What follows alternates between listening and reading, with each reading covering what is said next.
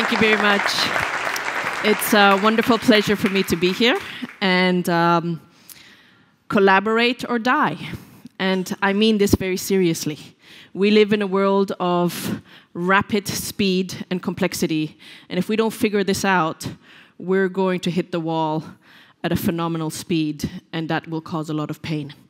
Now, a little bit about myself. This is me. This is my first collaboration, my dog.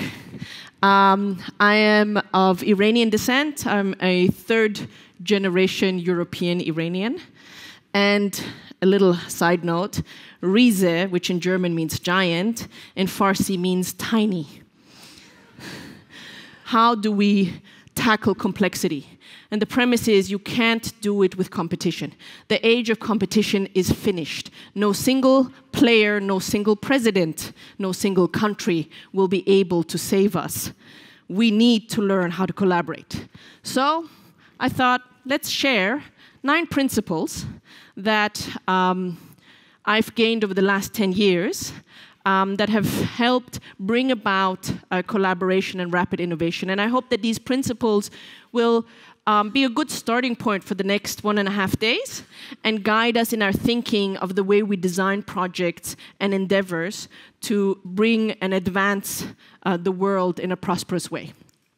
So what I'll do is I'll share a few insights or stories, and then we'll look at the principles. Now, as you know, many of you are from the development world, you'll know that very often, innovations come, there's a lot of money thrown at them, and then they're deployed in the field, and oops, doesn't really work. Yes, most probably some of you know the play pump, raised millions, didn't work, ended up rusting in rural Africa. In the early 90s, a man named Michael Kremer came up with a very interesting approach. He was an economist from MIT. And what he did is he was looking at rural Kenya, I believe, the schooling system. And what he realized is that the ratio of books to children is 17:1. Easy solution, supply books, kids become smarter, education works. So what does he do? He actually applies what we call in tech A/B testing, or split testing, what pharmaceuticals do. So he gave a certain group of kids books, and a certain group of kids no books. And he studied this for about 4 years, and guess what happened? It made no difference. It simply made no difference. Where we would all most probably agree that if you give children books, it's going to have some effect. It didn't. So then he continued, and he realized that actually the problem isn't in the classroom. The problem's at home. And one of the main issues was stomach worms. So he did the same thing again, and he applied medication for deworming. And again, he did the same thing. He used split testing. And this time, it really worked. It really made a difference. So what happened is he saw that actually 25% of absenteeism dropped. More kids end up going to school. And so they studied this, and they actually studied this across a very long period of time, and they realized that even without the books, the fact that the kids could now go to the classroom and stay there increased everybody's education. Takes us to principle number 1. Walk in the shoes of the user. We forget this way too often. We end up in our little offices all excited, feeling so good. Our egos are at the top. And what happens? We forget the user. So, from day 1, talk to your users, walk in their shoes, and really do this from day 1. Don't waste time designing grand ideas. The moment you have an idea, engage with the user. Seriously, week 1. This is the rule. You start talking to users in week 1, not week 2. Then, anthropological research is great. Very often, it's massive. Therefore, the budgets never come, the time never comes. Do lightweight. You don't have to do everything so sophisticated. And then, very important, allow your users to be part of your design process. Invite them in. Believe it or not, they usually have better ideas than we do. So invite them. Collaborate with the actual user. Principle 2, understand the system. The example of Kremer, I think, was a great one. The problem wasn't in the classroom. The problem was at home. Now, what does that mean? We really need to start using systems mapping, systems thinking. We really need to become good at this. This has to become a core capacity of the way we tackle complexity. The other issue is define the problem clearly. Very often, we spend way too little time getting a razor-sharp focus on problem definition. The work we've been doing, we've actually realized that if you want to collaborate with a vast group of people, you have to spend 70% of your time on problem definition, not the other way around. If you don't get the problem right, you're going to waste a lot of resources. So focus on problem definition, and then try to really understand and map critical levers. Not everything is consequential.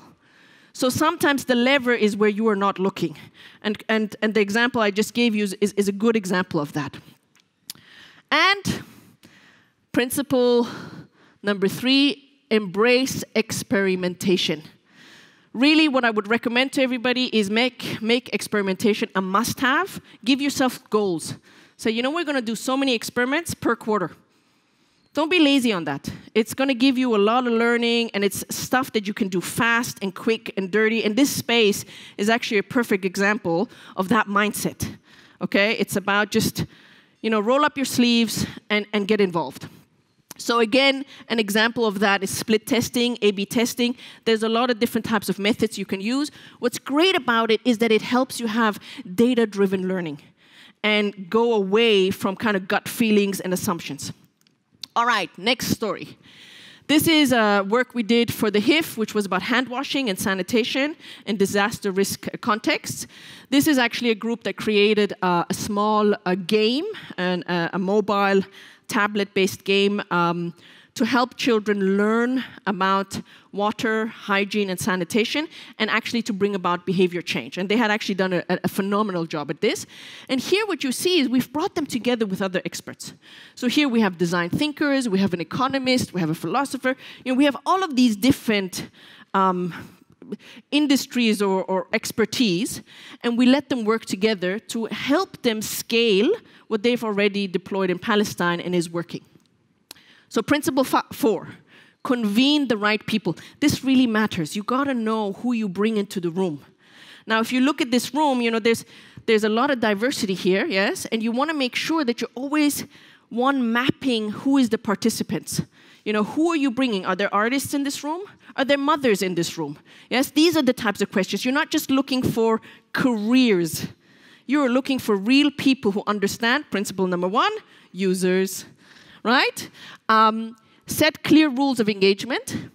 And then there's a really important one, which is called power dynamics. So a project that I worked on a number of years ago brought very big corporates together, including government. And the thing is, when you bring these heavyweights into the room, everybody else just gets squished. Yes? It's the same thing with the GIZ. The GIZ walks into the room, everybody else is like, So what are you going to do with them? You have to neutralize them. Okay? It's very simple. I'm sorry, no disregard, but that's how it works, right? So bring in other mammoths. This is how it works. You bring other big players, they're busy with each other, and you can just work forward, okay? But this is really important. Power matters. So you want a leveling playing field? Neutralize. Neutralize so we can collaborate. Okay. Principle number 5, be open and share. So again, if we want to take an innovation and we want to actually push it forward, or we want to create collaboration, we need absolute radical openness. Email, dear friends, is dead. Don't waste your time communicating over email. It's just a time hog. I think it takes people like 40 seconds just to open an email. Waste the time, okay? Create open spaces. So you've noticed things on the cloud, you know, Google Drive, Box, Dropbox, whatever they're called. Use them, open them up. Don't waste time having somebody ask the question, where's that file? You gotta move fast. The same thing with communication. So email really doesn't work. There are different platforms, one of which is Slack, that allows us to have open, transparent communications across a whole bunch of people. And you know, video conferencing actually really works. There's a lot of research now that shows that this works, and it helps you to engage with remote users, which you might not have access to in your office when you're designing your work. Good. Next example, Amazon. So Amazon, as we know, fast growing, sometimes a little annoying, maybe not always fair, but they have really figured out scale and speed. So we want to learn from them. Agility is really what Amazon knows how to do. Now, Jeff Bezos wrote a letter to shareholders a while back, which I thought was just really fascinating. And he talked about if you want to deal with unknowns and you want to be ahead, you need to make decisions where you don't know all the information, where you don't really know if it will work. And so he shared this principle with his shareholders called disagree and commit. Most of the time, we are wasting way too much time trying to get everybody convinced and aligned for something that really nobody in the room knows if it will work or not. So we tell each other, hey, respectfully, I disagree, but I'm committed. I'm going to put my weight and my resources and my time behind this so we can more quickly figure out if it works or it doesn't, instead of spending a year in a hypothetical scenario in an office convincing each other, because in 3 months, we'll have an answer. So I would really suggest to everybody, and also in your personal life, seriously, I think this also works in families, make it your mantra. Disagree and commit. And by the way, allow for this. Allow for the unknown to have some space to be brought to life. Give your teams space to move faster. And the other thing is try to just kill meetings. Meetings, they literally are a waste of time. Around 67% of your time is just lost through meetings. As much as you can, just nix them. Useless. Not much happens in meetings. Principle 7, get out of the way. This is important for all forms of leadership. And I'm not just talking about the guys at the very top. I'm particularly talking to the guys in the middle management, because those guys are always so worried about their position that they just kill everything. I'm never going to be invited back to the GIZ. I know. There you go. All right. That's all right. That's all right. Okay, so what does this mean is you really need to, incentivize collaborative behavior. And it starts by taking a risk. And it starts by that person taking a risk who is actually a decision maker. And if you don't do this, please don't be surprised why your organization or your team is so slow. You're part of it. So get over it. Take a risk and allow yourselves to get out of the way. Trust your people that they're going to do a good job. Good. Next story, last story. Apple and iPhone. They had clearly over 60 physical prototypes. And we don't know how many hundreds of paper designs, drawn designs. All right? So this takes us to create space to be crazy. At that time when iPhone came, you have to remember this is the time when Nokia was selling phones, I think around maximum 200, 300 euros. Nobody thought that a phone can sell around the 1,000 mark. Okay? The iPhone came and it was a massive disruptive element. And before it came, nobody could imagine that you could do this. Yes? So really what you want to do is you want to allow people to think crazy. You want people to kind of break the taboos and the forms and the this and the that. But more importantly, you want them to have the space in which they can actually try this and make it happen.